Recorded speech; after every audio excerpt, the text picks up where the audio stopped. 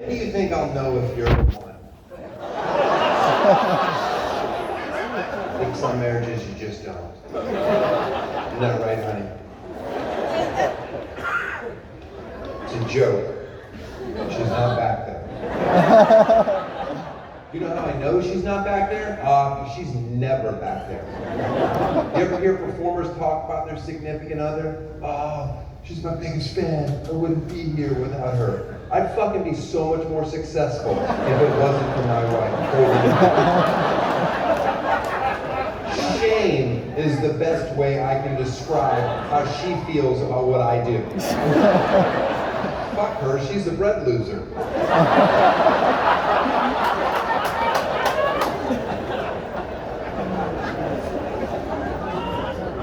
I'm a stay-at-home dad. We decided once we had children that I was going to stay home and raise the kids while she went and worked. And I have to tour at night so we can afford for her to have a job.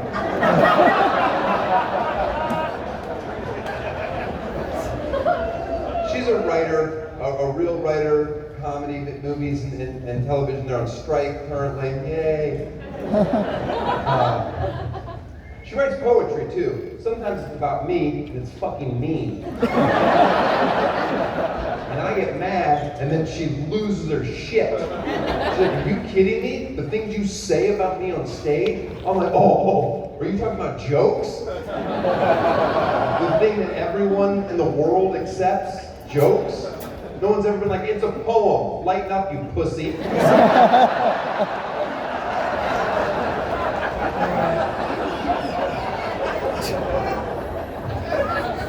The poem is called Daniel Tosh's Dick is Bent. How am I not supposed to take that person?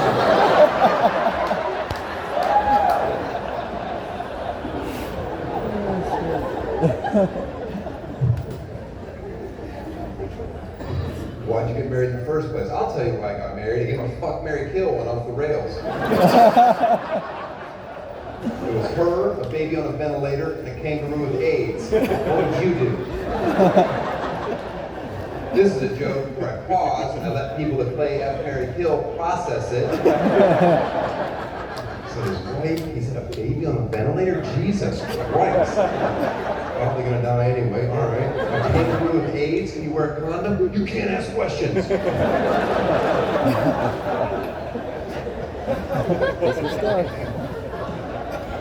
I have in-laws as cliche as I could have ever imagined. As soon as I met them, I'm like, oh, I'm in trouble. They're like, hey, welcome to the family. We're super competitive. I'm like, oh yeah, you suck at everything. That's weird. He's gonna fit in great. He's a kidder, just like us. Yeah, I'm a kidder. Which one of you passed on the cunt gene to your daughter? Are you still kidding?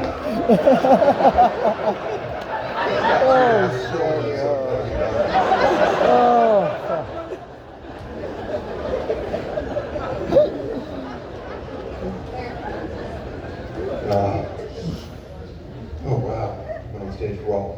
That's another thing. Let me go back to shitting on bands.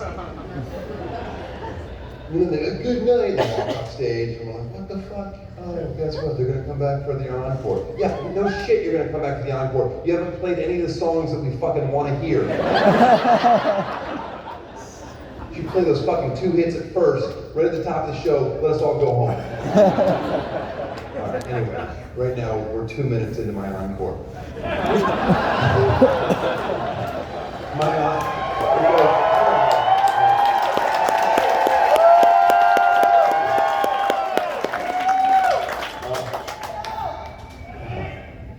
My favorite scandal was the celebrity college admission scandal. That I love. Watching celebrities go to jail for getting their shithead kids into good schools, oh, priceless. I love it because it could never happen to me.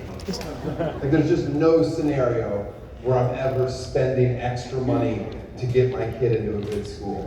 First of all, fucking why? So he can have a better life than you did. He's not gonna fucking pass me. I'm positive. Oh, damn. Fucking learn to fix shit around my house and I'll be proud of you. You know how to update the AV system? Great. Don't ever get a job. We're fine.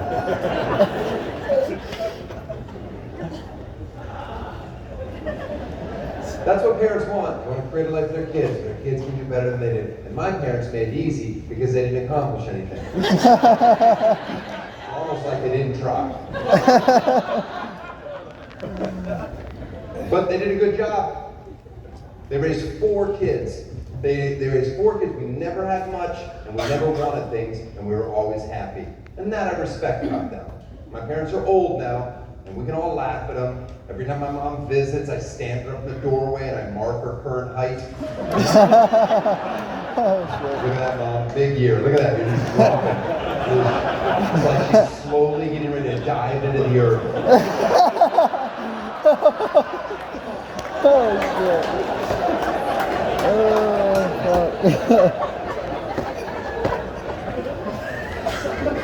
I'm not allowed under current laws to become president of the United States. I wasn't born in this country, but if they ever change that law and I run, I want you to know this is what I'm going to do on day 1 of being a president. No matter what I fucking say, I'll fucking lie. I'll say whatever to get the votes. And then this is what I'm doing on day 1 of being president. I'm digging up every cemetery in this country. And yeah, all of them. And I'm building affordable housing on top of them, okay? And when I'm paying for it, not your money, no, fucking your dead grandparents' jewelry. That's what I'm doing. That's day 1. I stand by this. Fucking knock it off with wasting money on fucking big caskets, putting them in the ground. It's dumb. My parents recently finally said to me, they're like, we're okay with you cremating us. And I'm like, I don't give a shit, I'm doing it anyway. They're like, no, we bought plots for, I wasn't gonna use them. I don't fucking care. I'm gonna fucking burn you and throw you down the toilet. I don't give a shit. You have no say, you're dead. By the way, my parents have the most morbid sense of humor. They raised me, you know. They have they're in good health. They're old, but they're in good health. They have a DNR nailed to their front door. Do not resuscitate. They know the laws in Florida. If one of them goes down, the other one is not allowed to call 911 for over an hour. It sounds like murder, but fuck it, it's Florida. Every time I visit, I open the door slowly, thinking I'm going to see one of them stroking out on the floor and the other one drinking coffee. Like, what do you want me to do? It's only been 45 minutes. I'm not going to let it get cold.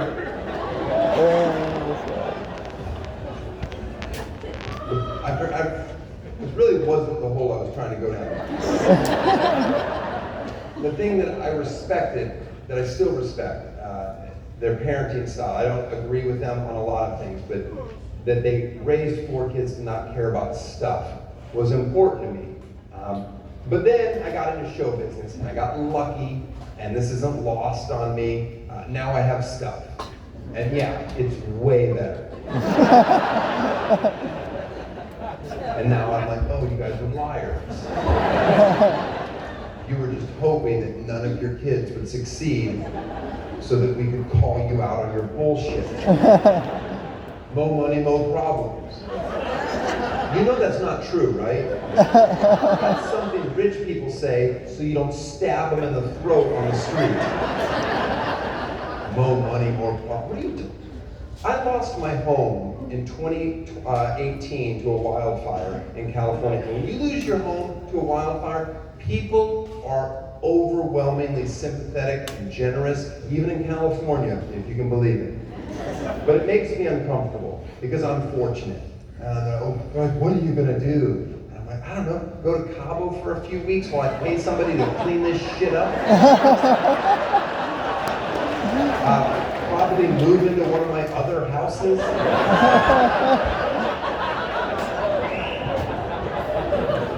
No money, more problems. And I'm not saying this to be a complete fucking asshole. I'm saying it because, you know, I used to come to comedy shows, and if somebody in there is thinking like, I'm wish I had financial freedom. Yeah, good dream, good goal. You should go for that. It's fucking wonderful. Little things are better. You go to the ATM, what's the last thing it asks you? Do you want a receipt? I always say yes, and then I leave it there.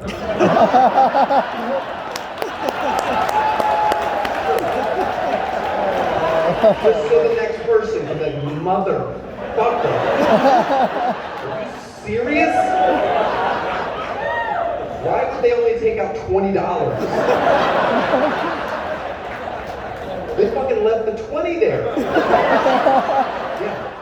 That's part of the bit. You leave the 20. That's part of the bit.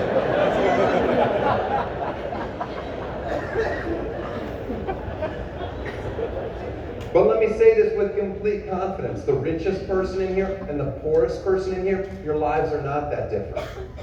The best part of your day is the exact same. Your favorite part of your day is what? Go ahead.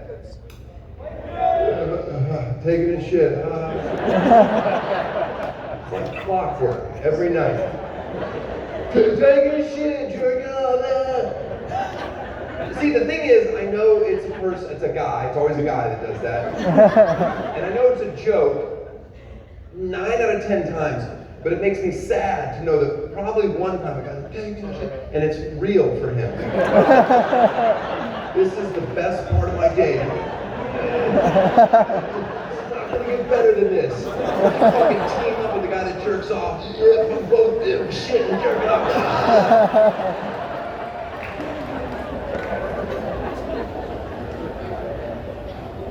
One time, I laughed. I said, and sure enough, because it was a woman that yelled it too, that helped. I don't know why. I said, your favorite part of your day? And she just screamed out, way before the taking a shit guy gets to chime in. She goes, lunch! And I was like, I literally wanted to go backstage, check to see if my wife was still alive, because I felt like I had met the real person I was supposed to be with. And did you just scream lunch? Like just like that? Like, lunch! I love sandwiches too, honey.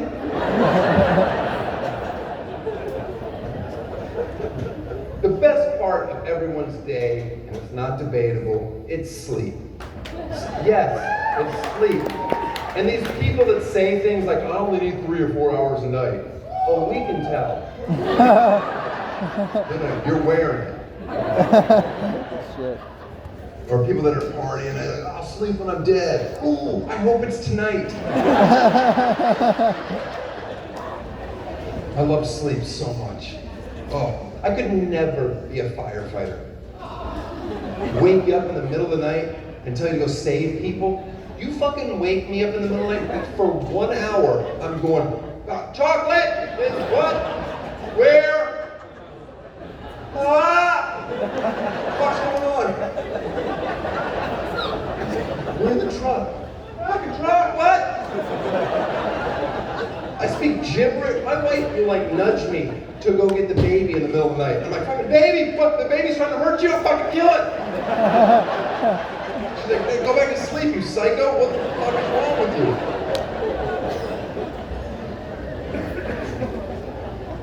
I love sleep.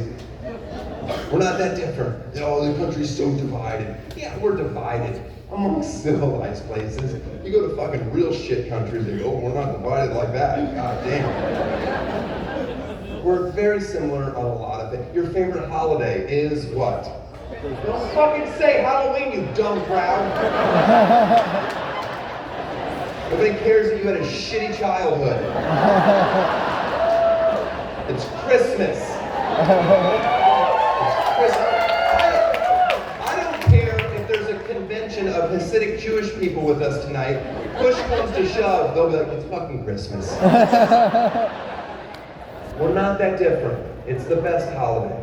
We all agree. No.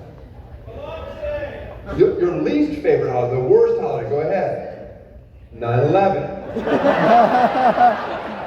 Am I right? Shit's a downer. Is it just me, or do we celebrate 9/11 earlier and earlier every year? I was in a Starbucks in June, and they were already playing 9/11 music. At least that's what it sounded like. Thought that joke would work better here. All right. But I love that seasonal coffee, Death to Americano.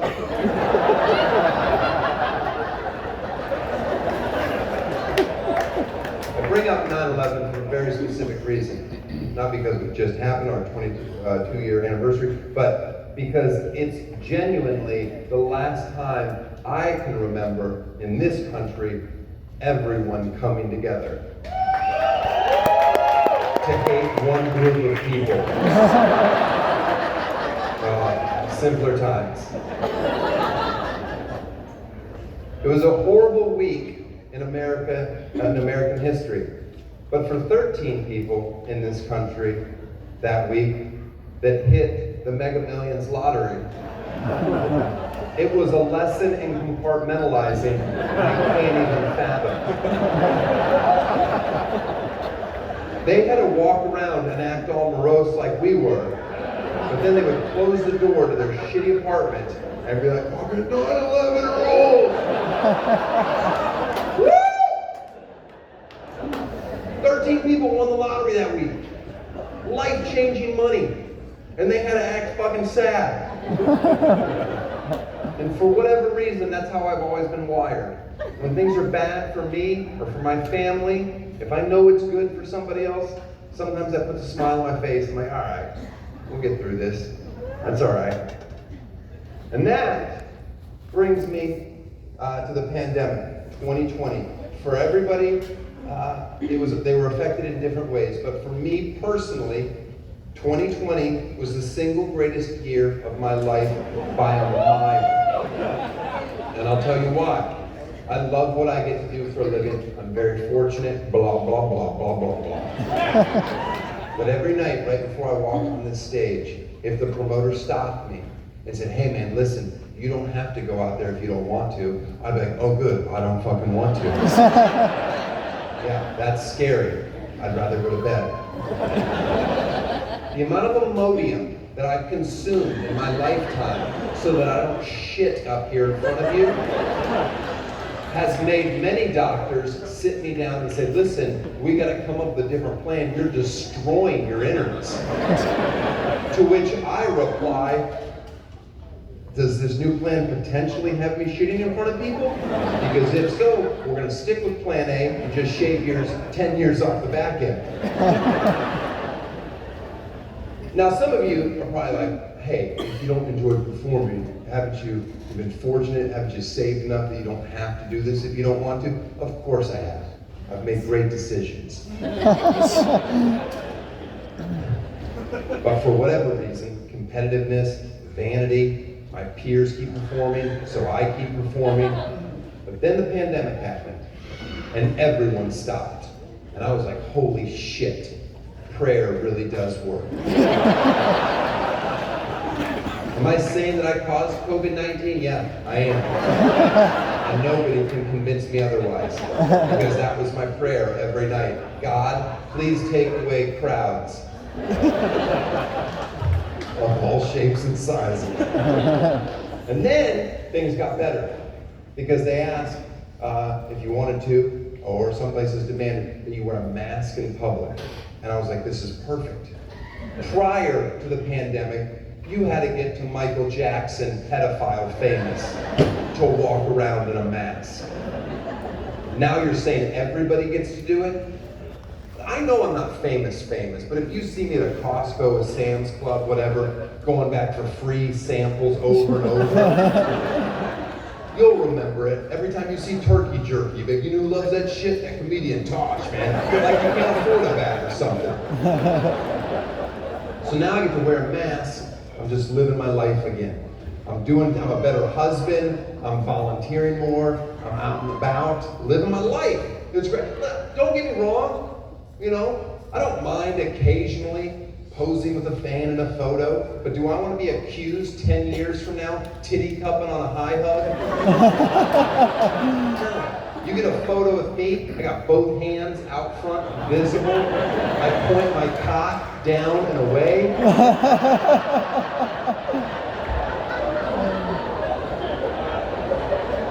that's one thing you'll never hear come out of my mouth. Oh, I have the greatest fans. Fuck you. I don't vouch for my family. I'm not sticking up for you. Okay, then things took a turn that was ridiculous. I wouldn't even think to pray for something like this. It's inside baseball, but here we go. I was doing my show on Comedy Central for 13 years. Thank you.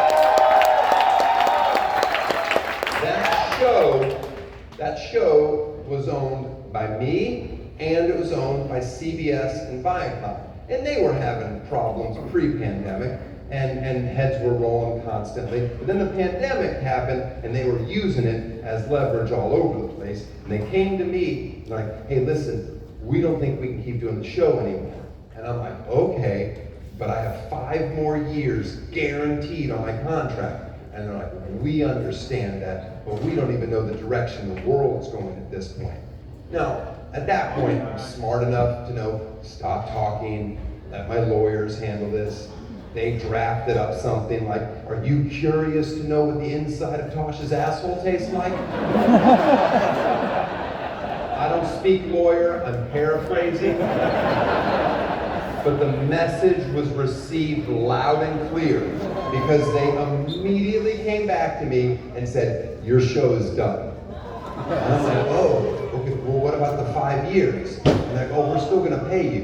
And I'm like, oh, were you under the impression that I was doing the show because I love the work? Some of you, not all of you, don't understand the message I'm saying. I'm telling you that the pandemic was my 9/11 if I had won the lottery. All right, thank you very much.